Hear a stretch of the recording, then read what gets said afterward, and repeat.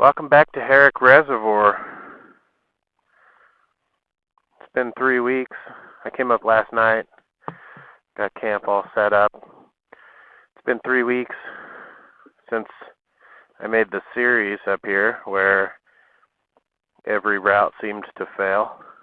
So last night, I went on I worked on some routes in the last 3 weeks in base camp and put together some different ways of getting over to Garden Valley from here.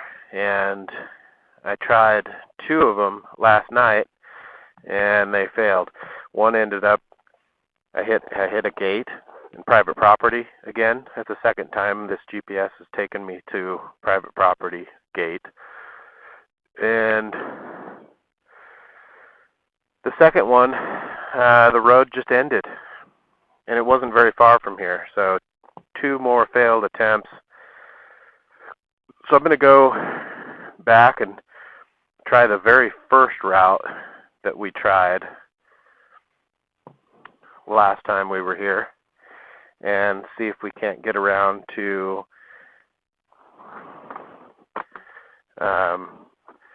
Garden Valley that way this time. Last time we ran into a snowbank. And it's been 3 weeks, and it's been, higher temperatures. This weekend it's supposed to be 102 in town. That translates to high 80s up here.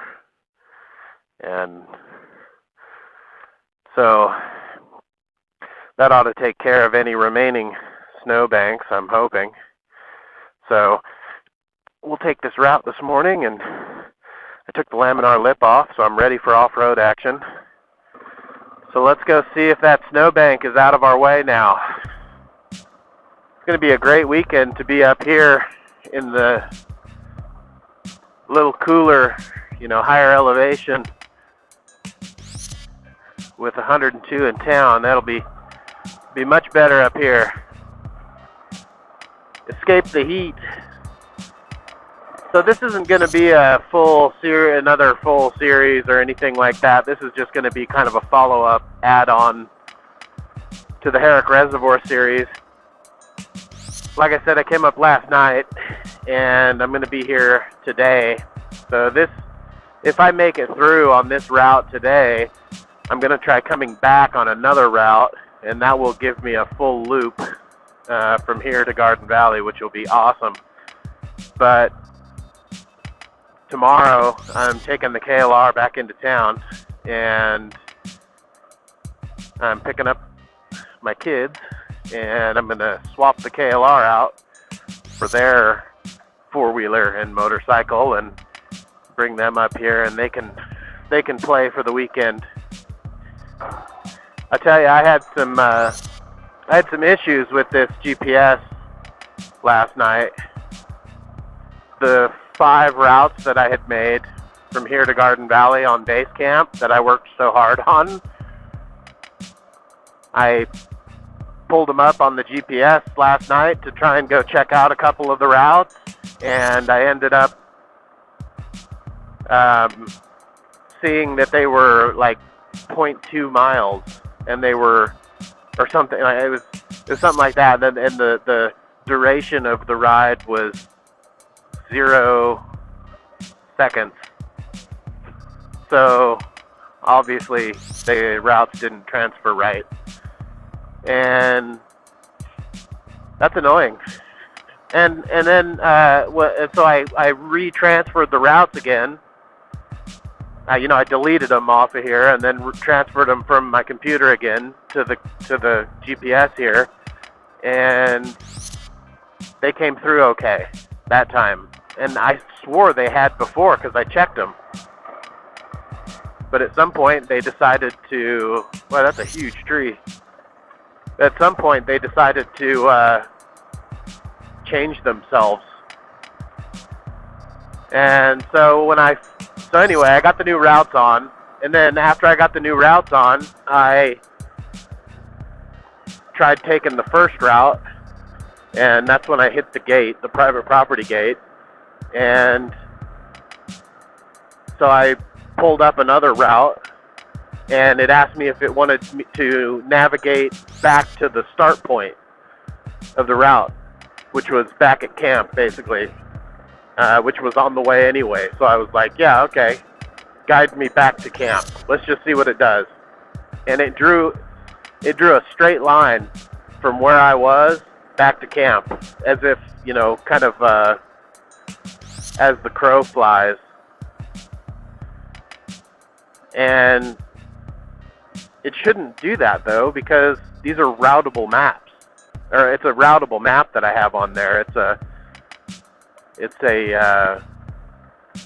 kind of like a mountain time zone map of the entire time zone, and then I have the Pacific one on there too, and they're both routable maps, so it should be able to calculate routes, but it can't for some reason. And I don't know if that's because they're free routable maps or what, but it's an issue.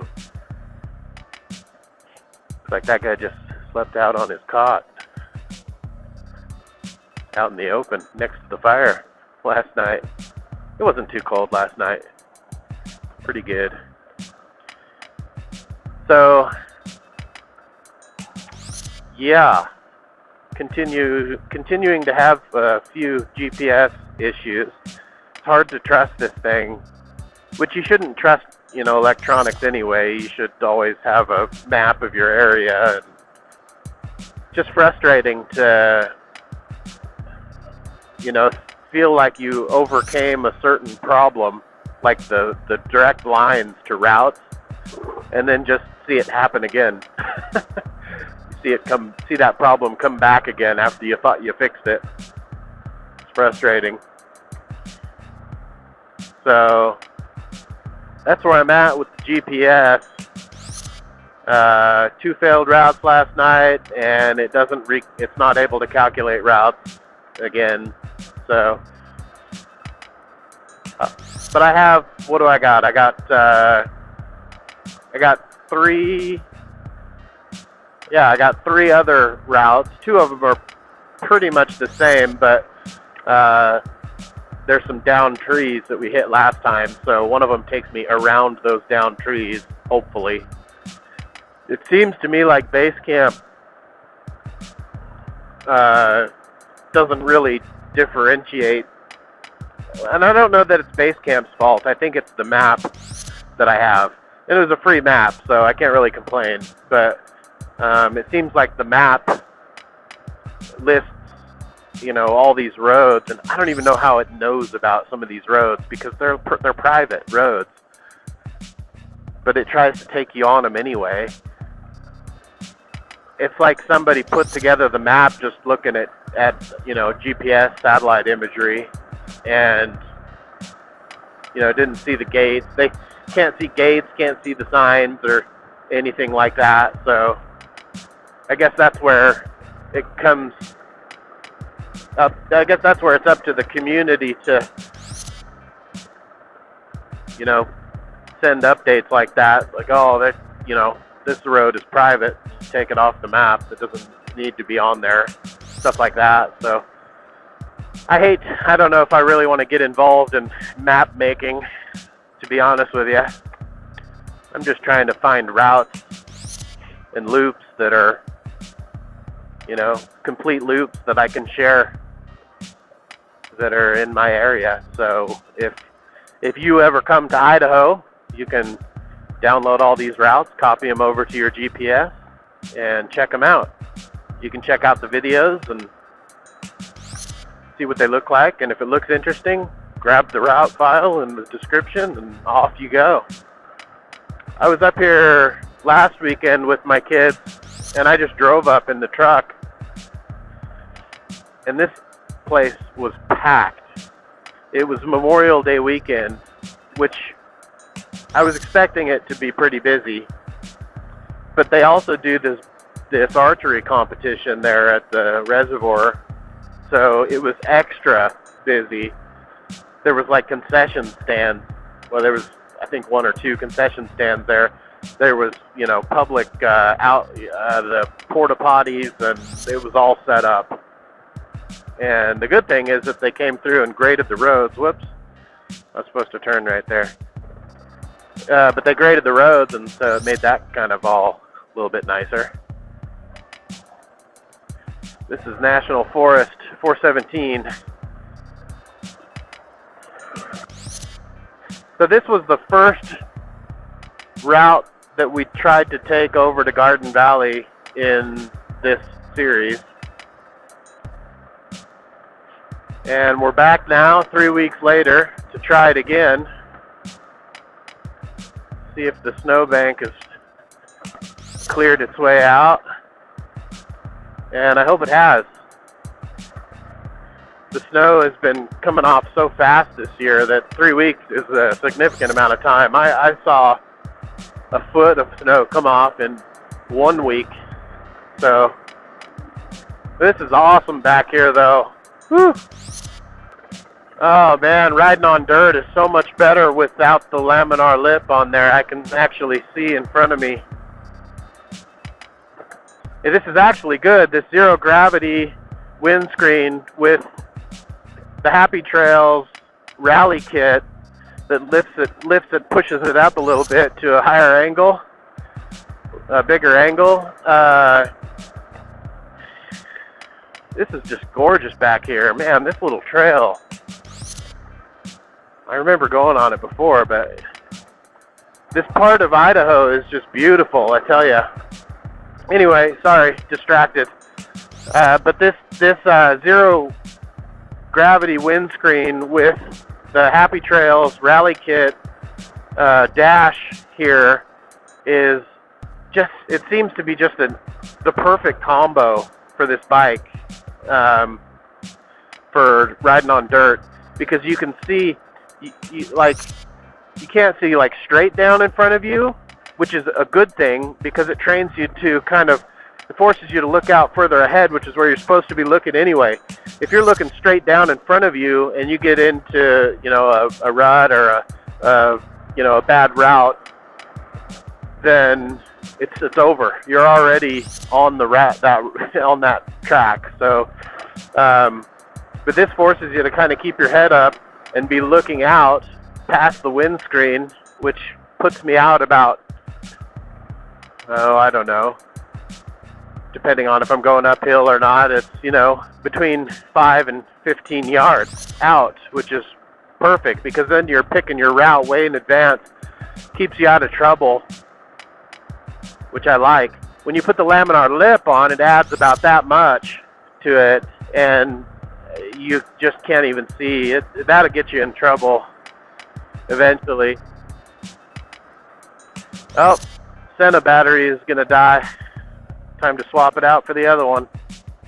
Alright, I don't remember what I was talking about, so we're just gonna move on. It is perfect out here right now. It's probably about, I don't know, upper 50s maybe. Which feels great.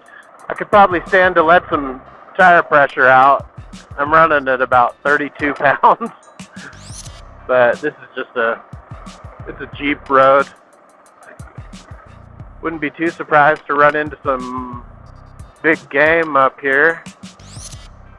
Still pretty early in the morning. This is such a fun trail. 417A, okay.